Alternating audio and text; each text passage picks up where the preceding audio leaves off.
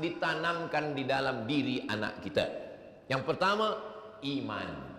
Antu'mina billah wa malaikatihi wa kutubihi wa rusulihi wal yaumil akhiri wa bil qadari khairihi wa syarrihi. Kalau di tempat lain saya bagi tazkirah ini saya terjemahkan. Tapi di Masjid India di Kuching ni saya tengok dari matanya dah faham semua. Inilah hebatnya jamaah di Kuching. Antu'mina billah, hanya Allah saja. Jangan bertuhan pada kayu, jangan bertuhan pada batu, jangan bertuhan pada hantu. Tapi bertuhanlah kepada la ilaha illallah Muhammadur Rasulullah sallallahu alaihi wasallam. Ada mu'alaf masuk Islam, orang Cina, sahabat saya. Saya tanya, awak masuk Islam? Ya. Sebelumnya semua saya dah cuba.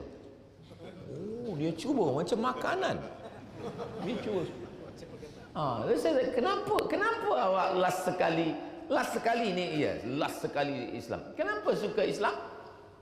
Kerana Islam ni Tuhannya tak nampak, kata dia.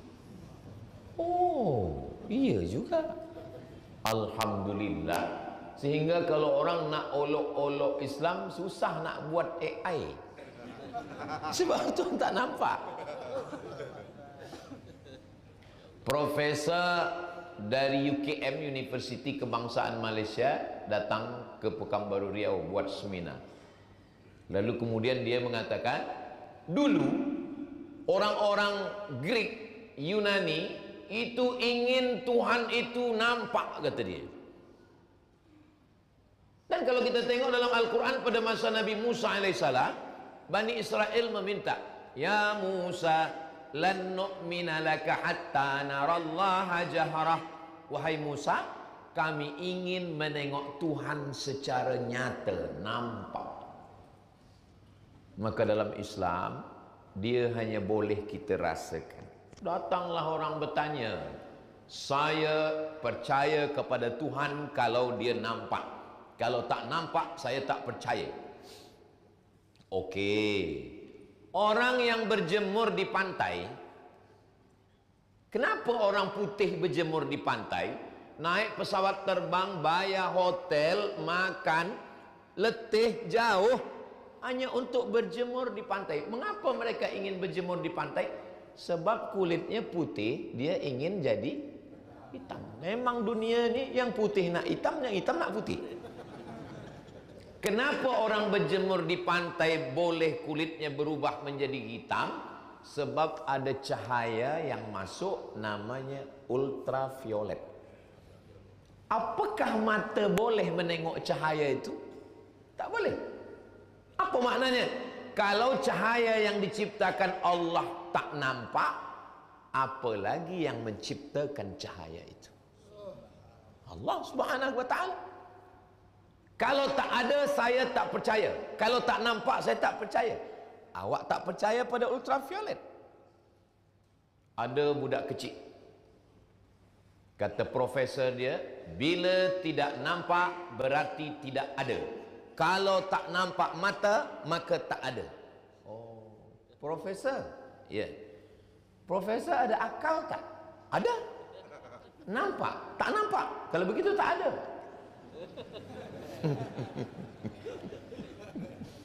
Cinta, benci, sayang, rindu, nampak kepada istrinya. Aku mencintaimu setulus hati. Yang senyum yang budak kecil pula. Maka pada saat itu tak nampak. Yang nampak apa? Yang nampak adalah bukti daripada cinta. Kerana suami mengatakan cinta pada isteri, istrinya bertanya, kalau memang betul cinta, manalah buktinya? Buktinya surat rumah, surat kereta, nama engkau. Cinta tak nampak, benci tak nampak, marah tak nampak, sebab dia ada di dalam. Kalau rasa tak nampak, apa lagi yang menciptakan rasa itu? Allah Subhanahu wa ta'ala. Akal tak nampak, qalbu tak nampak. Begitulah Allah. Jangankan nak menengok Allah, muka kita pun kita tak nampak. Muka kita pun kita tak nampak. Bila manusia ni menengok muka dia? Ketika dia musafir, panas, dia berhenti di kulam bawah pokok kayu. Ada pokok kayu yang rimbun, rindang. Di bawah tu ada kulam. Dia nak minum. Manakala dia nak minum, ternampak muka dia. Dia pun terkejut. Ini muka. Itulah asal muasal awal orang membuat cermin yang berubah menjadi selfie. Muka kita sendiri pun kita tak nampak. Orang lainlah yang menengok muka kita. Selepas ada cermin, cermin tolong kita nak menengok muka kita. Tapi cermin tak jujur. Telinga kanan nampak sebelah kiri. Maka bila orang selfie sambil makan, orang komen bawah, ustaz makan sebelah kiri lah. Sebab dia tak tahu, sebab ni guna cermin. Maknanya Allah Ta'ala dia maha ada, tapi dia tidak ditengok. Bila kita menengok Allah Ta'ala, wujuhu yawma idzin nadhirah, nanti muka wajah manusia bercahaya. Dulu susah nak bercakap tentang macam mana muka bercahaya. Macam wujuhu yawma idzin nadhirah. Kenapa wajah bercahaya? Ila rabbiha nadhirah, kerana memandang asiyuhus samawati wal ard. Susahkah bagi Allah membagi makan pada ikan kecil di tengah laut, padahal ada ikan yang besar? Wala yauduhu hifdhuhuma wa huwal aliyyul azim. Itulah puncak tauhid. Itu maka kalau ayat kursi ini kita baca, setan takut. Kenapa? Karena ayat kursi menanamkan tauhid yang sangat kuat. Begitu kalau kita nak tanamkan tauhid ke anak kita, supaya anak kita jangan ikut-ikut, tapi dia berpegang. Dulu, ini cerita orang dulu. Orang sekarang kalau dia nak kuatkan anak dia, sebelum tidur baca ayat kursi, pagi lepas subuh baca ayat kursi, lepas maghrib baca ayat kursi, lepas sembahyang supaya engkau kuat. Kalau dulu tak macam tu. Cepat tidur, ada hantu. Dulu. Sekarang alhamdulillah tauhid sudah menjadi lebih baik karena sudah mengaji, baca. Jangan takut. Ustaz Abdul Somad terbang dari Sumatera ke Semenanjung, Kuala Lumpur. Dari Kuala Lumpur ke Kota Kinabalu. Dari Kota Kinabalu ke Miri. Dari Miri ke Kuching. Adakah Ustaz Abdul Somad merasa asing? Tidak. Kenapa? Sebab bumi tanah yang saya pijak adalah bumi Allah, dan manusia yang saya jumpai adalah hamba Allah. Itulah tauhid. Lillahi ma fis samawati wa ma fil ard. Apa yang ada di langit, apa yang ada di bumi, milik Allah. Saya dari Sumatera, Indonesia pergi ke Mesir. Di Mesir berjumpa dengan orang Mesir, togap, tinggi, besar, mancung. Saya kecil, pendek, pesek, hitam. Saya tak merasa diri saya kecil. Dia hamba Allah, saya hamba Allah. Dia berjantung, saya berjantung. Berdegup, berdetak, mati dia, mati saya. Apa yang saya takutkan? Saya tak ada keluarga. Bukan ada keluarga kita sih. Firaun ada di situ. Lepas dari Mesir saya pergi ke Maghribi. Jauh. Dari Mesir ke Maghribi 5 jam naik pesawat terbang. Dari Maghribi saya ke Sudan. Di Maghribi saya duduk di asrama. 2 asrama di Maghribi. Satu ni untuk orang-orang yang berkulit putih. Uzbekistan, Kazakhstan, Tunisia, Aljazair, Yaman, Palestin. Yang sebelah kanan ni Burkina Faso, Afrika Selatan. Saya duduk di asrama Afrika.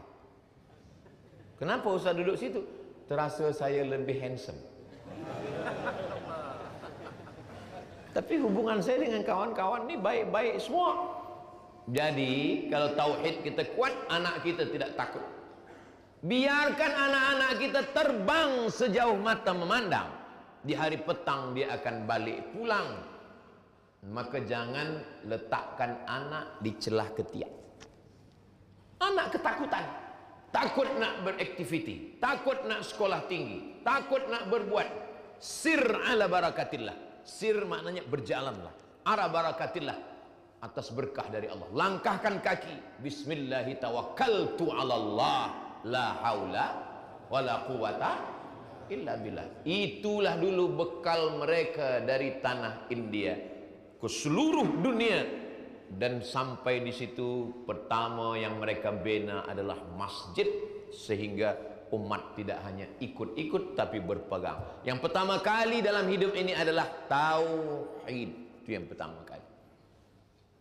Orang yang meninggalkan harta kepada anaknya, berapa banyak ayah yang meninggalkan tanah kepada anak. Ayah tuan tanah, anak tukang jual tanah. Berapa banyak perempuan takut anak susah, ditinggalkan emas, cincin, gelang, rantai, habis semuanya. Tapi kalau ditinggalkan akidah, makanya pesan Nabi Yaqub kepada anaknya, ma ta'buduna min ba'di. Kalau saya mati kamu menyembah apa? Itu yang pertama. Kalau saya mati nanti kamu menyembah apa? Tapi sekarang orang sebelum mati apa yang dia tanya? Ma ta'kuluna min ba'di. Kalau aku mati kamu makan apa? Kalau ada orang sikit-sikit tanya makan apa? Nanti makan apa? Nanti makan apa? Coba bawa dia ke hospital, mungkin perut dia dekat dengan otak, sehingga pikiran dia hanya memikirkan makan saja. Makan ini memang penting. Iyalah Ustaz Somad kurus kurang makan. Saya kurus ini bukan kurang makan, memang sudah takdir Allah begini. Saya pagi nih, pagi baru pukul 8.30 sudah makan 2 kali. Di hotel sekali. Tadi kepada Sahibul Bait sekali. Saya ini kalau di kampung saya memang makan sedikit, tapi kalau di Malaysia sikit-sikit makan. Jangan takut anak tak makan. Mereka dulu datang jauh ke seluruh dunia, yang dibekalkan adalah tauhid kepada Allah Subhanahu wa taala. Ini yang kita tanamkan kepada anak kita. Maka di dalam sembahyang itulah tauhid. Besar masalah hidup engkau, problem engkau besar, minta kepada yang maha besar. Allahu Akbar. 2 kali ulang. Allahu Akbar kabira. Jangan gila dengan pujian-pujian orang. Allah yang punya pujian. Walhamdulillahi katsira. Ulang 2 kali. Alhamdulillahi rabbil alamin. Jangan merasa diri engkau suci. Allah maha suci. Wa subhanallahi bukratan wa asila. Serahkan semuanya pada Allah. Inna salati wa nusuki wa mahyaya wa mamati lillah. Ini supaya jangan Islam ini hanya setakat ikutan. Orang sembahyang, kita sembahyang. Orang Aidil Fitri, kita Aidil Fitri. Orang puasa, kita puasa. Engkau puasa, aku sakit. Engkau puasa, aku musafir. Engkau hari raya, aku Islam. Kita mengikut-ikutan. Kita betul-betul berislam kerana kita meyakini bahwa kita hidup mati kerana Allah, dan nanti sampai masanya nanti kita akan menghadap Allah Subhanahu wa taala. Pada saat itu tak ada yang boleh menolong, tak ada yang boleh memberikan syafaat kecuali Sayyidina wa Maulana Muhammad sallallahu alaihi wasallam. Maka banyak-banyak bersolawat. Allahumma salli ala Sayyidina Muhammad wa ala ali Sayyidina Muhammad. Tadi manakala saya datang disambut dengan solawat. Sallallahu ala Muhammad sallallahu alaihi wasallam. Sallallahu ala Muhammad sallallahu alaihi wasallam. Tapi di beberapa masjid kadang saya tak disambut dengan salawat. Tala'al badru alaina. Saya lebih senang disambut dengan salawat. Kenapa dengan tala'al badru alaina? Tala'al badru, sudah terbit bulan purnama. Jadi kalau Nabi Muhammad disambut dengan bulan purnama, memanglah dia macam bulan terang. Tapi kalau jamaah di Masjid India menyambut saya tala'al badru alaina, tengok hitam. Nabi Muhammad itu memang badru alaina. Oh, kami bukan tengok wajah kulit Ustaz Abdul Somad, yang kami tengok hati dan ilmunya. Begitu cara untuk mengobati hati yang terluka.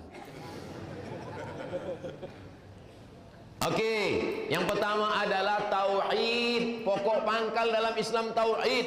Walaupun baik, walaupun orangnya bersedekah, tapi kalau dia tidak bertauhid, wa may yabtaghi ghairal islami dina falan yuqbala minhu, dia tidak akan diterima. Wa huwa fil akhirati minal khasirin, di akhirat dia rugi. Makanya apa kata Allah dalam Al-Quran? Wala tamutunna illa wa antum muslimun. Jangan mati melainkan dalam keadaan. Semoga akhir kalam kita nanti yang keluar dari mulut kita adalah la ilaha illallah. Itulah kita ini. Jangan sampai kita nak mati yang keluar dari mulut kita macam mana selat Hormuz. Apa itu dipikirkan? Dunia ini dari dulu memanglah berperang. Berperang antara Rom dengan Persia. Itulah surat Ar-Rum dalam Al-Quran. Ghulibatir Rum, bangsa Romawi dikalahkan. Siapa yang mengalahkan? Persia. Nama kaisarnya Kaisar Cyrus. Sebelumnya ada namanya Kaisar Nebukadnezar dari Babilonia, Irak. Nebukadnezar menghancurkan Palestina. Masjid yang dibina oleh Nabi Sulaiman dihancurkan Nebukadnezar.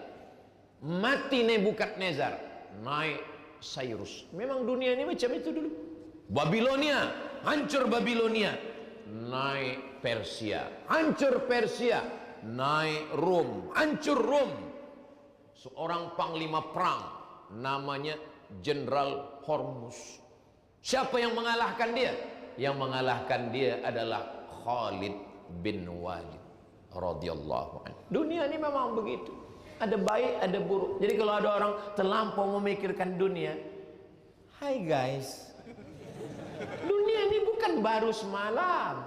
Dunia ini dari dulu. Ada Kabil, ada Habil, ada Ibrahim, ada Namruz, ada Musa, ada Fir'aun, ada Isa, ada Titus, ada Nabi Muhammad SAW, ada Abu Jahal, Abu Lahab, ada kamu, ada aku. Memanglah dunia ini macam itu dari dulu. Yang penting kita istiqamah. Ya Rasulullah, ausini, beri saya satu pesan. Wa aujiz, tapi jangan banyak-banyak. Aujiz, singkat. Bagi saya satu pesan. Apa kata Nabi? Qul amantu billah. Katakan aku beriman kepada Allah. Tsumastaqim, istiqamahlah. Dulu orang kata jangan baca buku ni. Buku ni jahat. Jangan tonton ini. Ini tak elok. Jangan dengar ini. Ini atheist. Ini tak bertuhan. Ini mulhid. Ini musyrik. Ini kafir. Dulu cikgu boleh larang. Sekarang bila saya larang murid-murid, jangan baca buku ini ya. Apa nama bukunya Ustaz? Bukunya adalah ini. Ya, dia cari PDF. Dia scan, dia print, dia baca. Makanya kita tidak boleh melarang anak-anak kita. Yang boleh kita lakukan hanyalah memberikan pengetahuan dan menanamkan bahwa engkau dilihat oleh Allah Subhanahu wa taala. Anta'budallaha ka'annaka tarah, menyembah Allah seakan-akan kau memandang Allah. Tapi saya tak boleh memandang Allah. Fa illam takun tarah, kalau engkau tidak memandang Allah, Allah lah memandang engkau. Ini yang disebut dengan tauhid. Tauhid satu. Wahada yuwahidu, mensatukan, mengesahkan Allah. Sebelum matahari terbit, itulah ayat yang kita baca. Rakaat pertama sebelum subuh, qul ya ayyuhal kafirun. Rakaat kedua, qul huwallahu ahad. Esa, tunggal, satu, tak berbilang. Meminta hanya kepada dia, Allahus, bukan ini. Ini Abdus Somad, ini hamba Allah, ini bukan hamba, ini hamba Allah. Allahus Somad, lam yalid wa lam yulad wa lam yakul lahu kufuwan ahad. Yang pertama. Yang kedua yang kita tanamkan pada anak-anak kita, antashhada an la ilaha illallah wa anna muhammadar rasulullah wa tuqimas shalah, sembahyang, wa tu'tiyaz zakah, bayar zakat, wa tasuma ramadan, puasa Ramadan, wa tahujjal baita, berhaji ke Baitullah. Panjang umur, sehat badan, mudah-mudahan kita berhaji umrah ke Baitullah. Kenapa saya mesti sembahyang? Ada pemimpin dari Jerman, nama pemimpin Nazi, namanya Hitler. Kata orang, Hitler tak percaya pada Tuhan. Katanya dia tidak beragama. Cuba tengok gambar-gambar Hitler. Kalau dia berpegang pada tungkat, kepala tungkatnya gambar burung nasar. Kalau dia tegak, di belakang mesti ada gambar burung besar. Dan kalau dia punya kereta, di kepala kereta itu gambar burung. Manusia kalau tidak mempertuhankan Allah, dia akan mempertuhankan burung, macam Hitler. Orang kalau tidak mempertuhankan Allah, dia akan mempertuhankan cincin. Saya pun guna cincin juga. Baru teringat cincin tinggal di bilik. Tapi saya guna tidak, saya menyembah dia. Saya hanya guna sebagai hiasan sebab saya suka. Tapi orang yang tak tahu, dia sangka saya sembah cincin. Ustaz, ya, itu cincin Ustaz ada magic-magicnya. Kata saya, iya ada magic ni. Apa magicnya? Ini kalau dipakai, kita duduk di tempat makan tak bayar. Kata saya. Hebat. Kenapa tak bayar? Sebab kita duduk aja. Kita duduk tak makan, kalau makan bawa bayar. Rusak tauhid kita kalau mengatakan ada itu. Maka kita bertuhan kepada Allah. Macam mana cara menyembah Allah? Cara menyembah Allah bukan tegak di panas terik berpeluh-peluh. Cara menyembah Allah bukan berguling-guling di pasir. Cara menyembah Allah, idza kuntum ila salati faghsilu wujuhakum, basuh muka, wa aydiyakum ilal marafiq, tangan sampai siku, wamsahu bi ru'usikum, kepala hingga telinga, wa arjulakum ilal ka'bain, kaki hingga mata kaki. Tapi saya kotor belum mandi, mandi taubat. Saya ada hadas besar, mandi junub. Mandinya di mana? Di bilik. Saya mandi ke sungai, di kucing boleh? Elok. Apalagi kalau mandi di kucing ni bukan cuma dosa hilang, orangnya hilang. Mandi bersih, selesa. Selepas itu baru kita sembahyang, bersih. Sembahyang ini tempat bersih, bersih. Badan bersih, pakaian bersih, hati bersih. Pakaian bersih, alhamdulillah. Saya kalau bagi tazkirah di kampung saya pakai baju biasa saja. Cobalah tengok video-video saya di Sumatera, pakai baju biasa. Tapi saya sedang di Kuching, saya pakai baju. Ini baju ini biasa saya pakai kalau nak akad nikah. Pakaian bersih, badan bersih, mandi dulu tadi, tempat bersih, hati bersih. Bersihkan hati, hasad, dengki, dendam, marah, busuk hati, bersihkan semua. Maka selepas itu kita baca doa, Allahumma ja'alni minat tawwabin wa ja'alni minal mutatahhirin wa ja'alni min ibadikas salihin. Macam mana cara menyembah Allah? Angkat tangan, Allahu Akbar, iftitah, Fatihah, ayat, ruku, i'tidal, sujud, duduk, sujud, tasyahud, salam. Mana ada sembahyang satu rakaat? Witir. Witir 3. Satu rakaat pun sah. Satu rakaat witir pun sah. Lah letih betul nak tidur, witir satu rakaat. Letih betul Ustaz Abdul Somad. Jangan baca iftitah, jangan baca ayat, Fatihah saja. Lepas tu ruku, i'tidal, sujud, duduk, sujud, tidur. Saking letihnya tertidur di atas sajadah. Assalamualaikum warahmatullahi, terus tertidur. Tidur dalam keadaan berwudu, dalam keadaan suci. Malaikat mendoa-doakan, meninggal kita di situ, husnul khatimah insyaallah. Begitulah yang kita inginkan, mendekatkan diri kepada Allah Subhanahu wa taala. Subuh, zuhur, asar, maghrib, isya, masuk masjid, tahiyatul masjid. Tadi kami tengok Ustaz tak ada tahiyatul masjid. Ada, saya masuk ke dalam. Kenapa saya jelaskan ini? Jangan ada dusta di antara kita. Nah, tapi sunat, tak wajib. Antara sembahyang ni zikir, subhanallah, alhamdulillah, la ilaha illallah, Allahu akbar, la haula wala quwata illa billah, astaghfirullah, Allahumma shalli ala sayyidina Muhammad. Kadang orang ingat Allah ni selepas kenyang. Alhamdulillah. Kadang orang ingat Allah ni waktu anak nakal, anak jahat, astaghfirullah. Kadang orang ni ingat Allah waktu sedang mengamuk ke laki, innalillah. Waktu sedang senang tak ingat Allah. Ingatlah Allah waktu lapang, supaya Allah mengingat engkau waktu sepi. Ingatlah Allah waktu senang, supaya Allah mengenang engkau waktu susah. Begitulah Allah mengajarkan kita ibadah. Ibadah badan, tegak, ruku, i'tidal, sujud, duduk, sujud, tasyahud, salam. Ibadah harta, zakat, wakaf, infak, sedekah, wasiat, hibah, ghanimah, bina masjid, tahfiz Quran, wakaf Quran. Ibadah lisan, tasbih, tahmid, takbir, istighfar, solawat, zikir, baca Quran. Ibadah hati, sabar. Oh, jadi ibadah ni banyak. Banyak. Saya ibadah badan sudah tak kuat lagi, Ustaz Abdul Somad, sembahyang tak kuat. Ibadah lisan. Ibadah lisan pun sudah tak kuat. Mati aja lah. Allah bagi kita kemudahan. La yukallifullahu nafsan illa wus'aha. Sanggup keempat-empatnya. Saya ibadah badan kuat, ibadah harta kuat, ibadah lisan kuat, ibadah hati kuat. The best. Tak sanggup ibadah badan, ibadah lisan.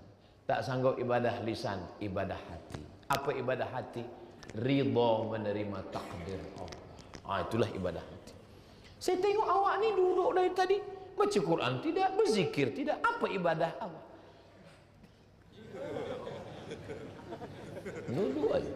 Diajak sembahyang tak kuat, baca Quran tak kuat. Tapi bila dipanggil, ayo makan, bangkit. Allah Subhanahu wa taala Maha tahu. Nampaknya yang bercakap ni Ustaz Abdul Somad, nampaknya yang gambarnya besar di luar di pintu Abdul Somad, nampaknya kamera ni menghadap ke Abdul Somad, tapi boleh jadi yang duduk di belakang lebih ikhlas daripada Abdul Somad. Betul? Betul kata dia. Memanglah betul, takkan saya cakap tak betul. Tapi walaupun betul, jaga jugalah hati saya.